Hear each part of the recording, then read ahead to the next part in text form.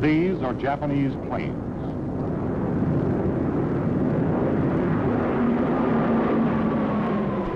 Their destination, Pearl Harbor, Midway, Cavite, Wake.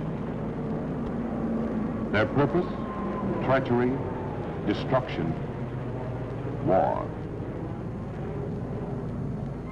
These are civilian American workmen. Japan is at war with them, but they are not yet at war with Japan.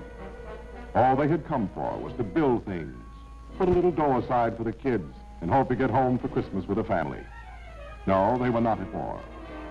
But Hirohito was. He had other plans for their Christmas. He was delivering his Christmas surprises early this season.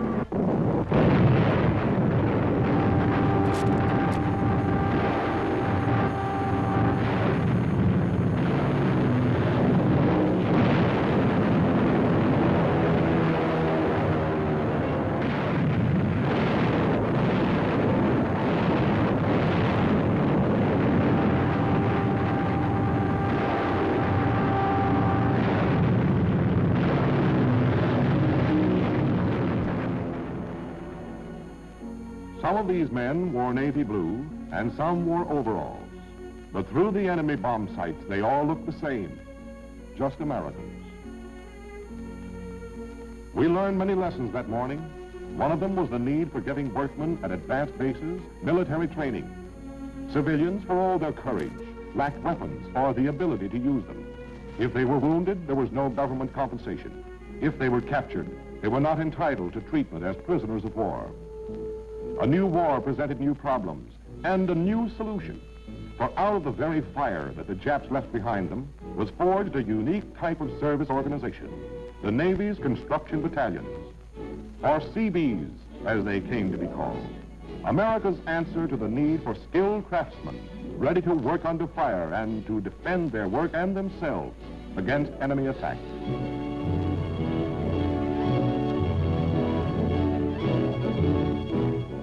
All over the country, American workmen met this challenge. Machinists, carpenters, pipe fitters, steel workers, truck drivers, riggers, electricians, painters, welders, divers. From 17-year-old boys just out of trade school to gray-haired veterans of World War I. Swedes from Minnesota, Poles from the coal mines of Pennsylvania, Irish boys from Brooklyn, Scotch, English, Jews, Italians, Negroes, all races, colors, creeds, but all Americans. The skill that helped to build our country goes to war.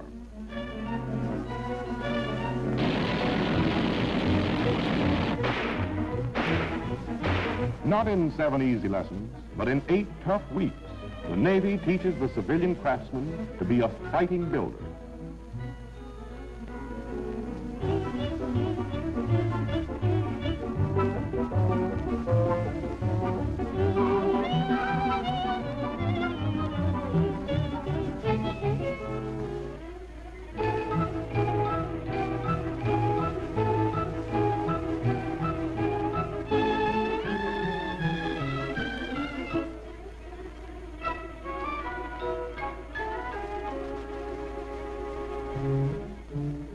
Thousands of individual workers, now forged into one great military organization, pass in review with their motorized weapons, infused with the Seabee spirit. We build, we fight. Seabees of the Navy, we can build and we can fight. We'll save the way. Ready to build and defend advanced bases from the Arctic to the tropics, a new battalion leaves the training camp at the amazing rate of 1 every other day.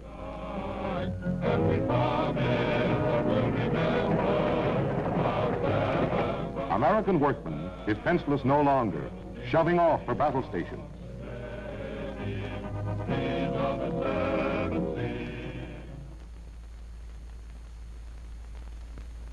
Destination for this Seabee battalion is strategic Dutch Harbor, the first big stepping stone on the road to Adak, Kiska, Attu, an American reoccupation of the Aleutian chain, so vital to our offensive strategy in the North Pacific.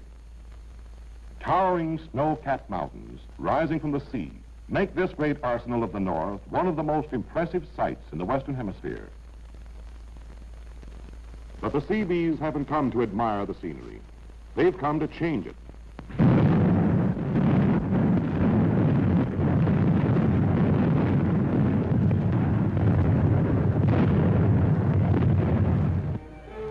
The iron jaws of the steam shovels bite into the fallen mountainside.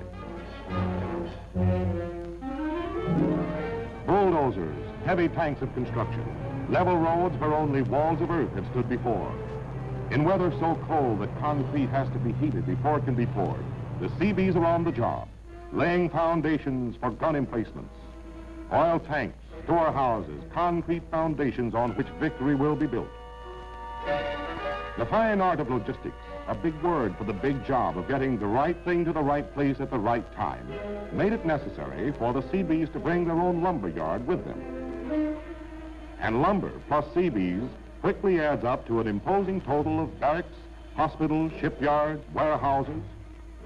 A modern advanced base built to withstand the most savage attacks of nature as well as the enemy. A naval base thoroughly equipped to supply and serve the planes and ships that were gathering for a great offensive in the north.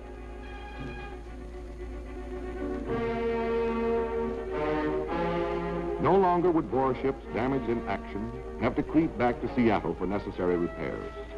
When the Seabees promised to have this destroyer out to sea in 36 hours, the skipper said it couldn't be done. But the Seabees' answer became a famous slogan: "Can do."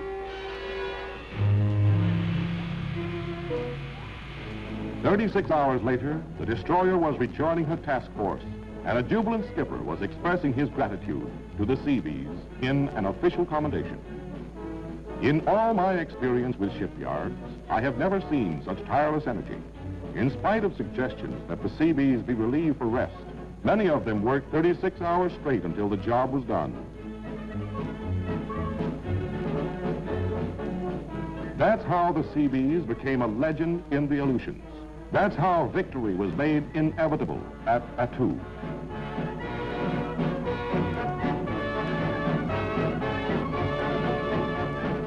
If you think of the Aleutians as an arm reaching out into the Pacific, the tip of the index finger pointing toward Japan is Attu.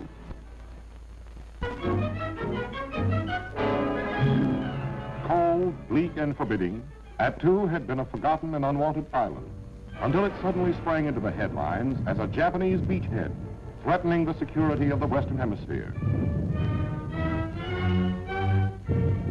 While our heavy artillery pound Jap positions within earshot of the beach, the Seabees go into action on the construction front.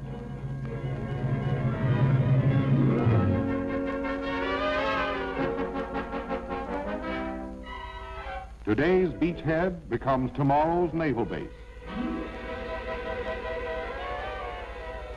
And coal is the sustenance upon which a naval base feeds and grows strong.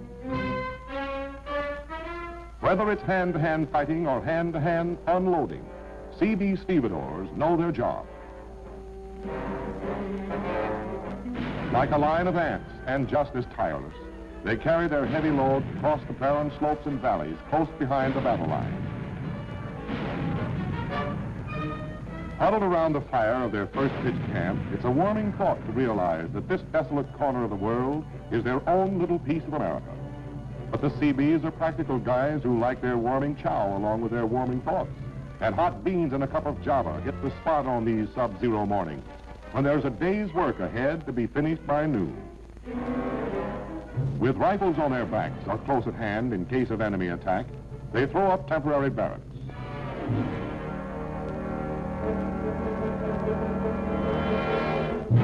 But materials for permanent quarters are on their way. 50 miles of tar paper.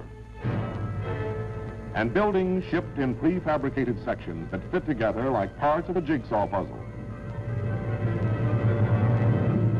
But a puzzle that Seabees solve with lightning speed. For working in perfect teamwork, they shave a few precious minutes off their own record for setting up this unit. A good-sized, modern, and substantial hospital in 5 hours. In the States, gas stations may be opening late and closing early, but the Attu service station does business 24 hours a day. Transforming this barren little island into a flourishing base was a 24-hour-a-day job. or as the Seabees like to put it, a 36-hour-a-day job. But a job that was done and finished in less time than the most optimistic American had hoped, or the most pessimistic Jap had feared. With the Aleutian chain anchored at one end by Dutch Harbor and on the other by Attu, the enemy holding out on Kiska found himself hopelessly cut off from his source of supplies. For thoughtful Americans who like to read behind the headlines, the headline "Yanks retake Attu" had become "Seabees consolidate Attu." With the Aleutians back in American hands, hands that not only fired accurately, but built swiftly, the finger pointing toward Japan clenched into a fist that could strike a direct and punishing blow at the enemy's heart. From other points in the Pacific, the left hook was being planned. The Seabees put Midway back on the map. At Pearl Harbor, officers of the Civil Engineer Corps assisted in the salvaging of ships that had been irreparably lost, according to the Japanese press. A strange name, the far-off Solomons, became a household word: Guadalcanal.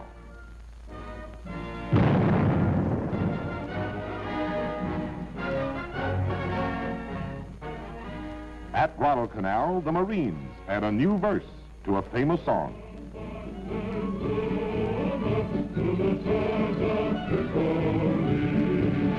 We fight our country's battles on the land and on the sea. The Marines sing a fighting song, but their most extravagant words were an understatement at Guadalcanal.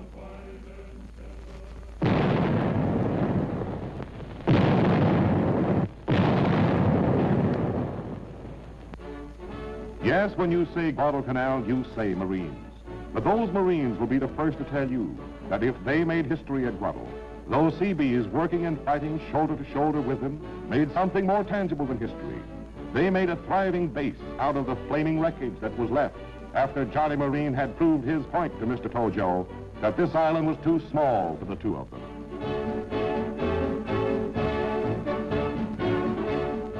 With possession of Henderson Field, conclusion jumpers were congratulating each other on our domination of the South Pacific. For after all, wasn't Henderson Field the key to the Solomons? Yes, we had wrested a key from the Japs that was going to open some mighty important doors. But before that key could turn a single lock, it was badly in need of repair. The Seabees, digging into that airfield with the same fighting spirit as the Marines had hit the beach, repaired 53 shell and bomb craters in 48 hours. That would be a record in any league, but the Seabees hung up their record under fire.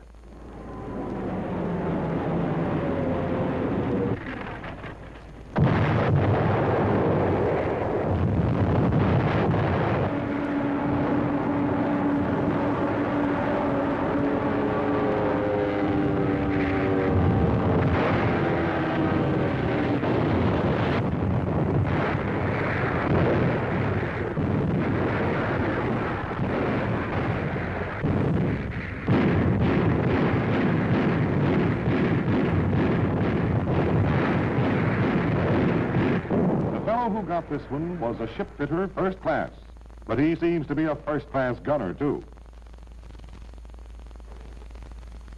When Congressman Moss of Minnesota saw the Seabees in action at Guadal, he reported, "When Jap attacks were made, I saw Seabees working on Henderson Field drop their tools, pick up their rifles, and fight side by side with the Marines.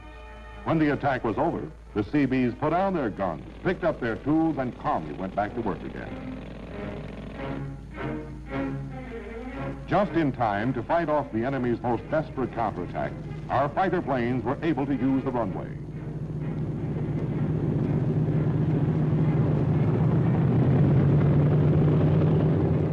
But the Seabees didn't stop for any bows.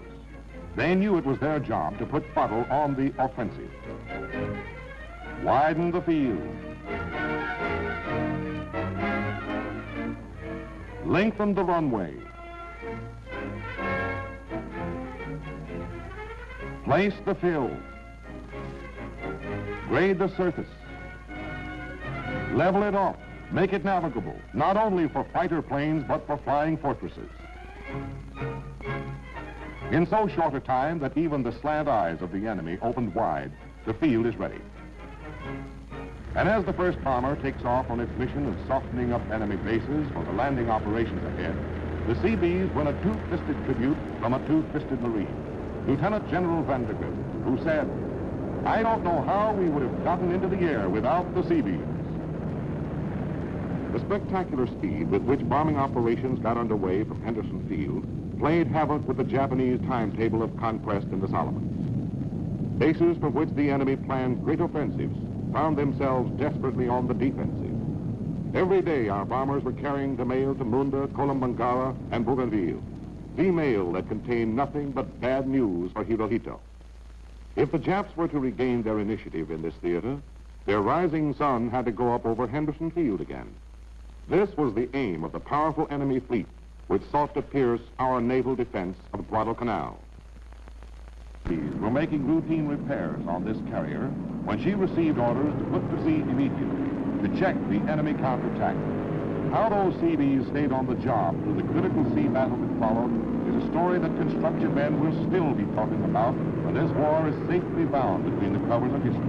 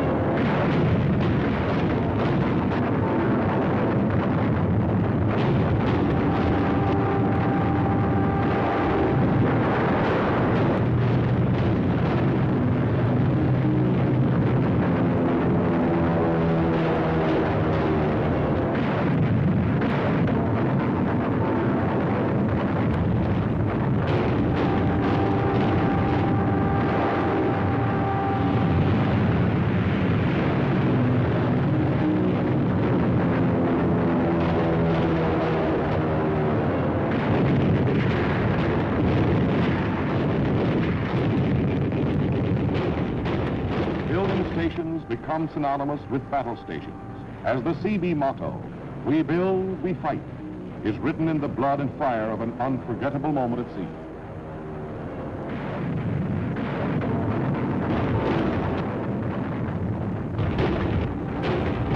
When the last bomber was fought off, the last tongue of flame smothered out, she was a battered ship, a badly crippled ship, but thanks to our fighting builders, a ship that lived to fight and strike again. From skipper to ordinary seaman, every man aboard had played over his head.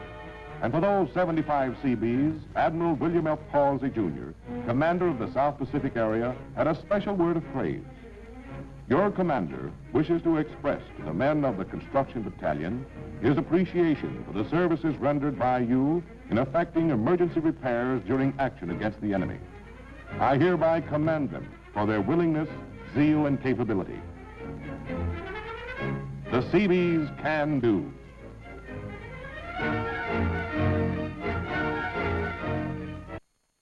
Full of air and sea approaches to Guadalcanal, our forces were ready to fan out through the Solomons in quest of new bases, from which warships could be supplied, from which land-based fighters and bombers could carry the battle to Salamaua, Rabaul, and the other strategic names that headline today's reports and will headline tomorrow's victories.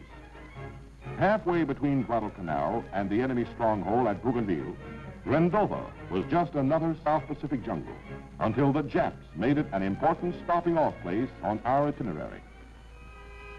D-Day, H hour at Rendova. The same clammy mist that concealed our landing operations from the enemy might also be concealing Jap snipers and machine gun nests waiting for us in the harbor.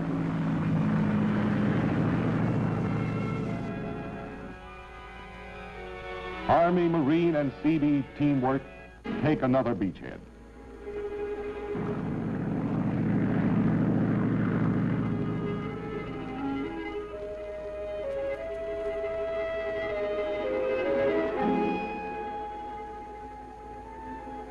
Advanced scouts move inland, hunting the big game that stalks this jungle, hunting Japs.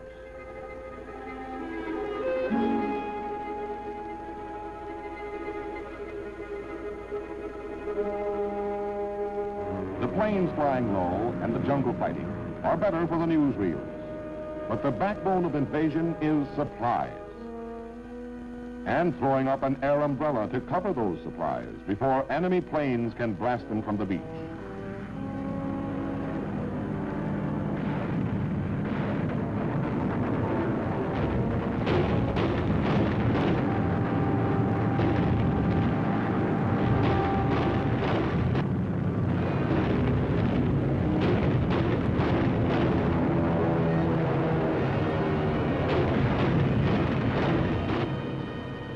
When Seabees look at a fire, they see more than smoke and flame. They see construction to be restored, defenses replaced, metal to be salvaged, dressing stations set up.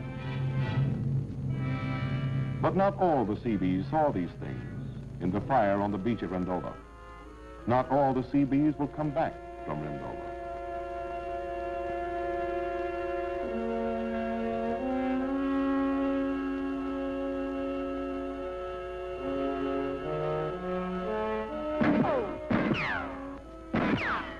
Their emperor has promised them a warrior's heaven, and our boys would rather have them there than on the island of Rendova. Now that the beachhead has been secured, whale-like LSTs slide their bows up on the beach and begin to pour forth from their cavernous bellies the heavy equipment with which the Seabees will transform this primitive outpost into another powerful base. Heavy trucks churn their way through the mud and undergrowth. And if they bog down, there's always a good old bulldozer, as versatile as a Seabee himself, to come to the rescue.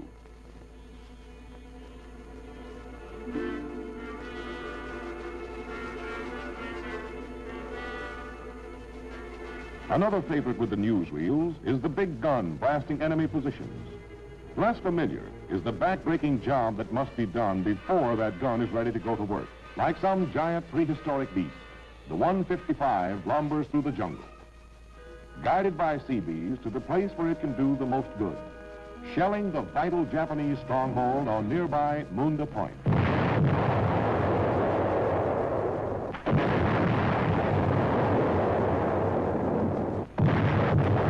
Munda.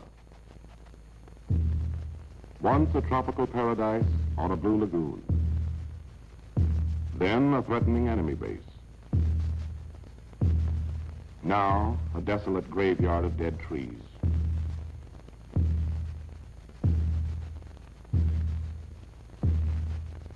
Dead planes. Dead Japanese ambitions. And dead Japanese soldiers. Even the Munda landing strip is dead, with gaping shell holes in its sides. But wherever the Seabees land, the odor of death is quickly overcome.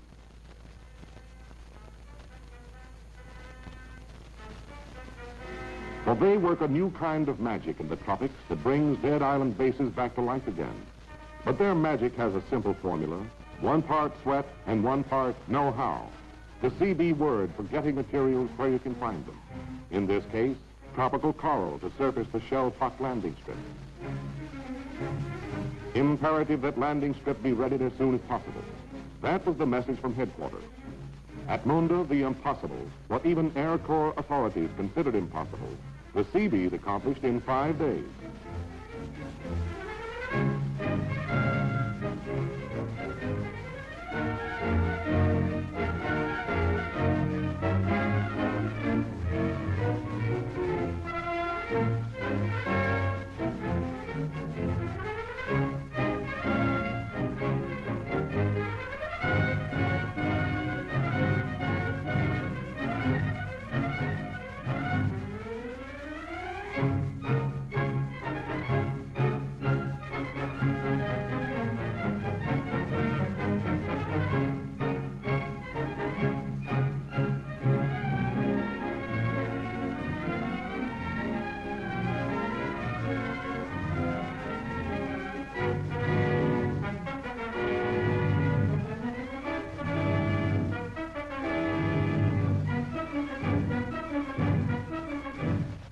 On the 5th day, the Seabees receive an unexpected bonus for their overtime. A fighter pilot contemplating a crash landing for his disabled corsair spots their handiwork in the nick of time and sets her down hard but safely on the coral strip.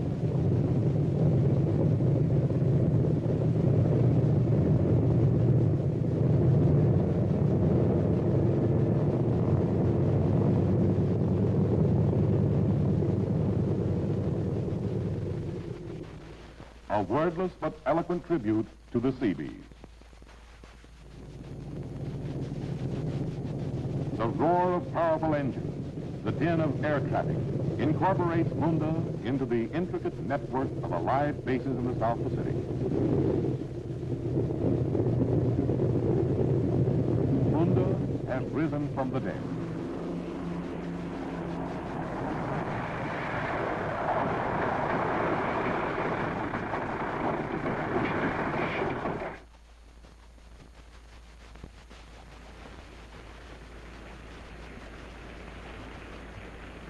Nature launches her own offensive in the Solomons. Rainwater becomes runaway rivers, turning Quonset huts into flooded islands.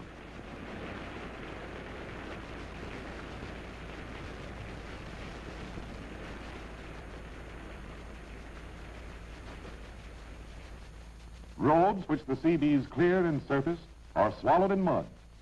Breeding ground for a malignant enemy even more deadly and treacherous than the Jap. This enemy, sighted in a microscope, the Anopheles mosquito, strikes silently behind the lines with a devastating weapon. Malaria. The one fear in the minds of brave men, for it has decimated combat forces and postponed military offensives. A tragic toll of American lives has been taken in the struggle against this insect army in the tropics.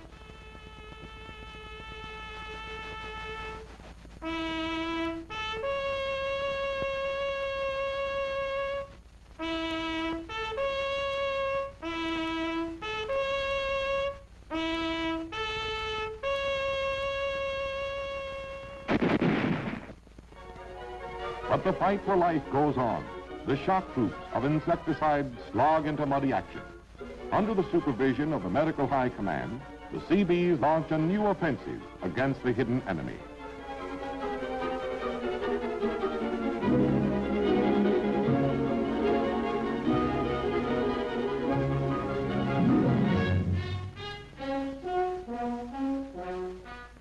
Vigilant sentinels of the water supplies, the Seabees install filtering systems to prevent the enemy from sneaking into camp.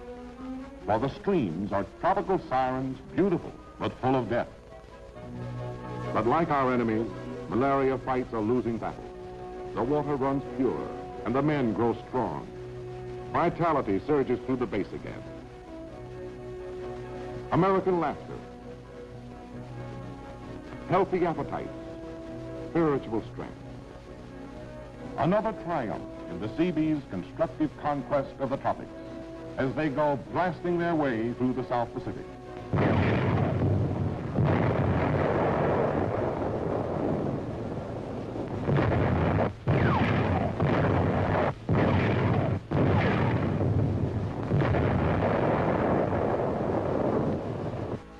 A new road in 72 hours.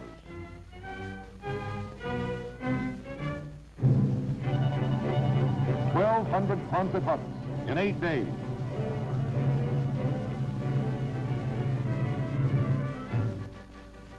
Another airfield 9 days from the falling of the first tree.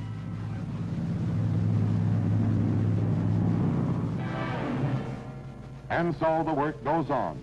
Tree by tree and base by base, the Seabees blaze the path that leads to Tokyo and final victory. How many headline readers appreciate the far-sighted construction program that lies behind those banner lines? Not in 1943, but in 1941. Not in Southern Europe, but far off in an inconspicuous Scottish hamlet, began the great offensive on fortress Europe that is so rapidly gathering momentum today. Here the Seabees, under the very nose of the Luftwaffe, completed the base from which Anglo-American combined operations launched its initial drive in the European theater.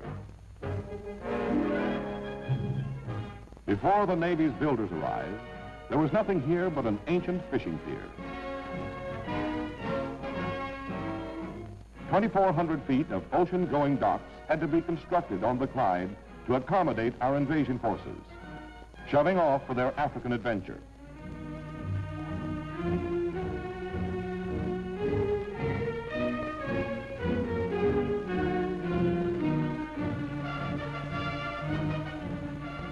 As the rhythm of invasion quickened, the tempo of construction kept pace. At Oran, the causeways that were to play so decisive a part in the invasion of Sicily were assembled and tested. Before Bizet could play the vital role the High Command had assigned to it, every dock had to be restored. Every scuttled Axis ship clogging the harbor had to be raised. Now the curtain was rising on the big show.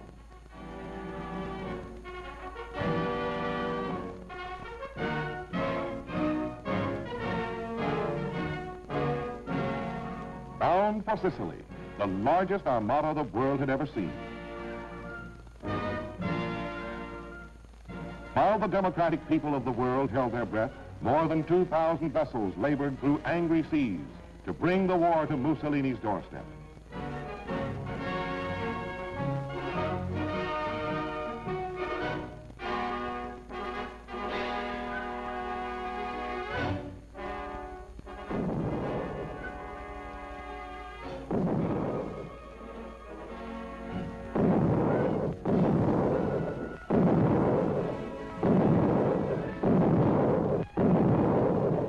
Something new in invasion styles, ships that carry their own portable docks, an innovation in landing operations that was originated and developed by the Civil Engineer Corps before the outbreak of the war receives its baptism in fire.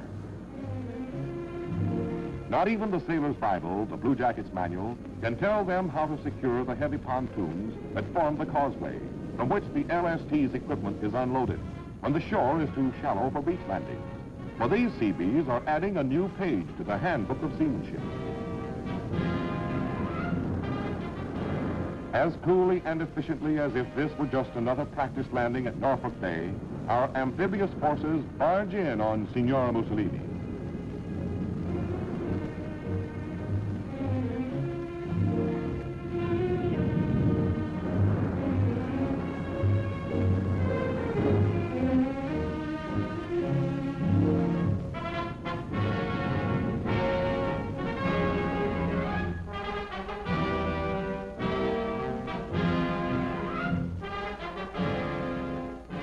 An operation that had become routine in trial landings is a severe test of courage and skill as the causeway, cut loose from the LST in a choppy surf, sweeps in to shore on its own momentum.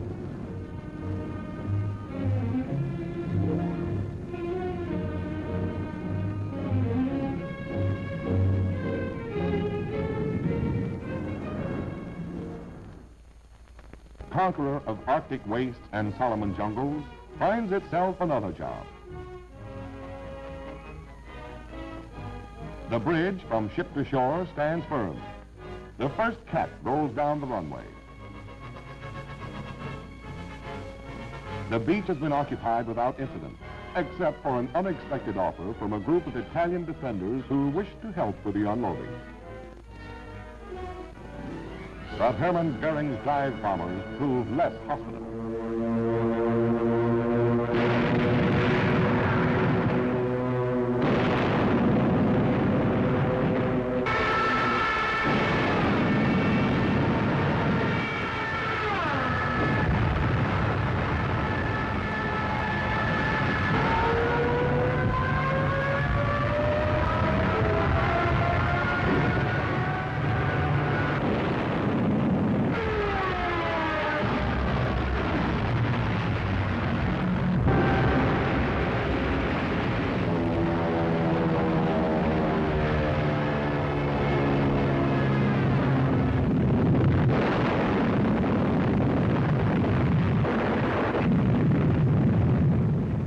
But if one LST is lost, dozens pour forth their devastating cargo.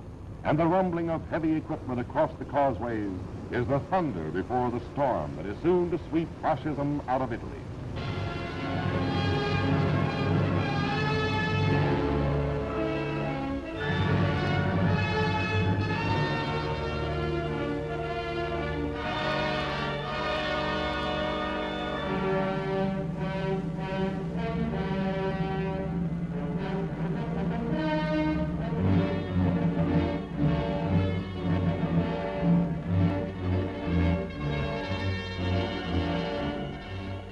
20 minutes to completely unload the staggering amount of supplies and equipment packed into every LST. Another record for the Seabees. Another reason why our invasion technique electrified the world.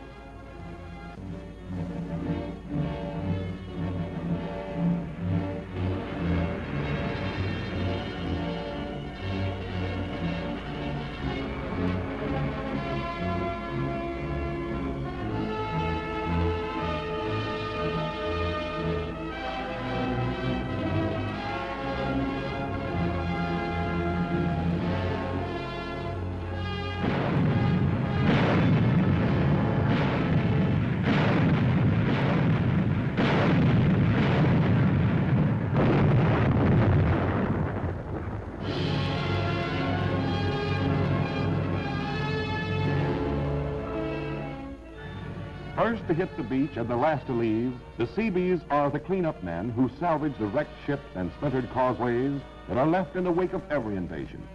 This is beachcombing on a grand scale, for putting twisted steel and charred wood back to work again saves millions of dollars for Uncle Sam.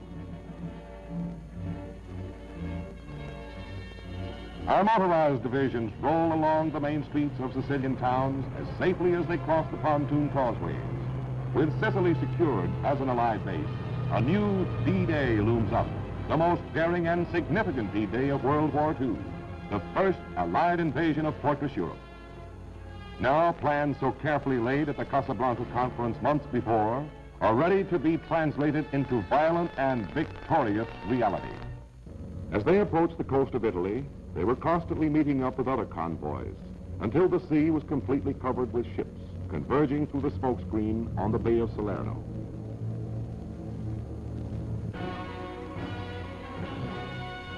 LSTs were loaded with bulldozers, tractors, and other Seabee as well as infantry equipment. The sea was calm and beautiful. But that was only the lull before the storm, the most terrible man-made storm that was ever seen.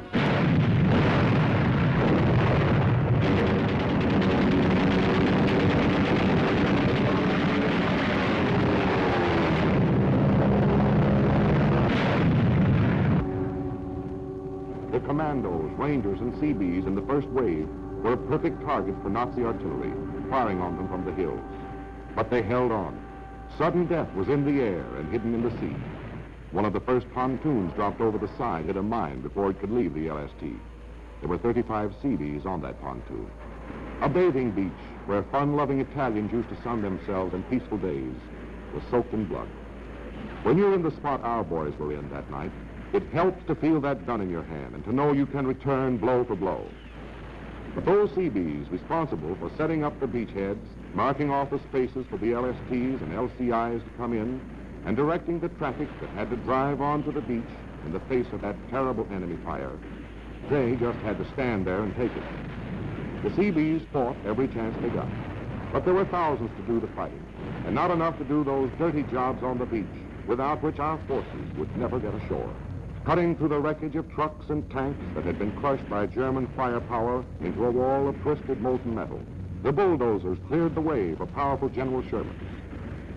While the battle raged, the Seabees threw up impromptu storage houses for ammunition and equipment, and dressing stations for the wounded, where men who would have bled to death could be treated in time to bring them back to life and to their homes again. First inch by inch, then foot by foot, and finally yard by yard, our troops fought their way up the beach, now littered with broken machines and broken men.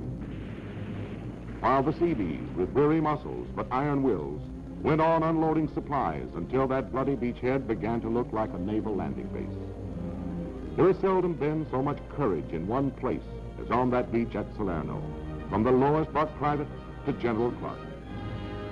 But the Seabees were the unsung heroes of Salerno.